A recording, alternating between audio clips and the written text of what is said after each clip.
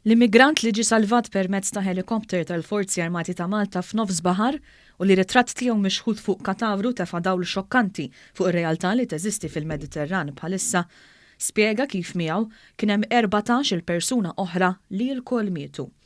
Ma' The Times of Malta, l-immigrant mill-Etopja identifika ruħu bħala Mohammed Adamoga u huwa l-uniku persuna li salvat minn din it-traġedja bejn sema u ilma. Fuq sodda fl-isptar Mater Dei, mingħajr ma jista' jimxi fuq saqajh, huwa tkellem bid-dbatija u permezz ta' interpretu irringrazzja lill-Forzi Armati ta' Malta illi salvawlu ħajtu. So he's thanking the people who rescued him, and he's saying that if they didn't come to rescue them, he would have been dead. Ir-raġel saħaq illi jagħmel 15-il sena jgħix fl-Eritrea u fis-Sudan u wara ħarab minn pajjiżu biex jifforma parti minn grupp separatista li qed tifittex l-indipendenza mill-Etjopja u saħaq li sħabu fil-Ġermanja ikkonvinċew biex imur ħdejhom. Huwa wasal il-Libja u ltaqa' ma' somalu bl-isem ta' Ismail. Hemmhekk ftehmu ma' Libjan li tom dinghy bil-fuel xi ikel u xorb u fl-ewwel ta' wissu telqu minn żawija. Ħallast $700 u dan il-Libjan tagħna saħansitra GPS u qalilna biex imorru Malta bid-dajsa li fuqha kien hemm anki mara tqila, spjega Mohammed fuq sottu bid-dripp imqabbad miegħu hekk kif għamel jiem mingħajr jixrob imqar qatra ilma tajba għax-xorb.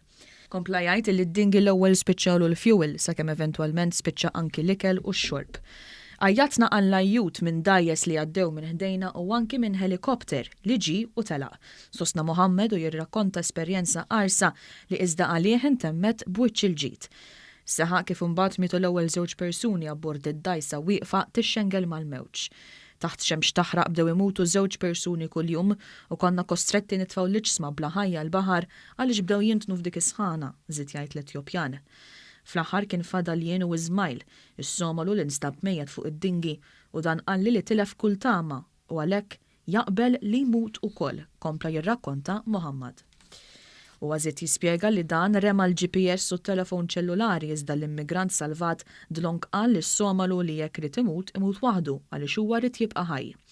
Kont qed ngħix f'ħolma u lanqas kelli li ċkeniħiel li Ismail miet ukoll. Alla bat li lajnuna. Kif reġa' ringrazzja lill-uffiċjali Maltin li niżdu għalih fil-baħar biex isalvawh.